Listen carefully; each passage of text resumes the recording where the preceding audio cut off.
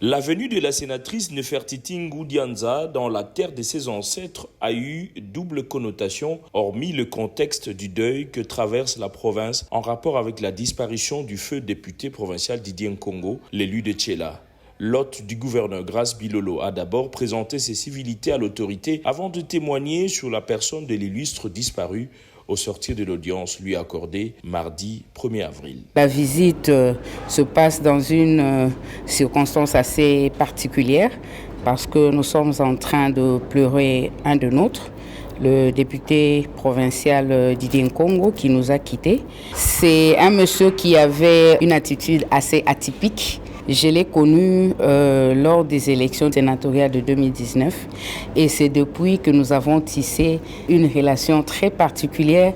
Je vous dis qu'en mon fort intérieur, j'étais à l'extérieur du pays.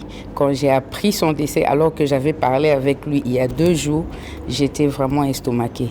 C'est une personne qui n'avait pas sa langue dans sa poche. Il savait dire ce qu'il sentait. Avec ce comportement-là, moi je dirais que c'était la personne la plus vraie. L'honorable rapporteur du Sénat a également échangé avec le gouverneur de province sur la cohésion provinciale, gage du développement.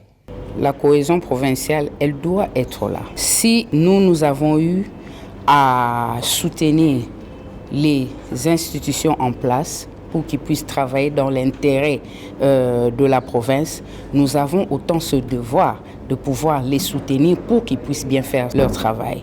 Nous sommes derrière le gouvernement en place. Et nous voulons que ce gouvernement puisse porter ses fruits.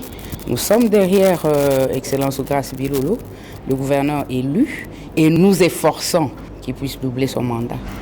Ce sont les voies de Dieu. La dame battante, appelée chaleureusement Ndona, l'élu de Louosi, accompagnée des 2 députés de son parti, le CAP, appelle les jeunes intellectuels à intégrer l'armée nationale car, dit-elle, les FARDC ont aussi besoin des hommes de toute catégorie.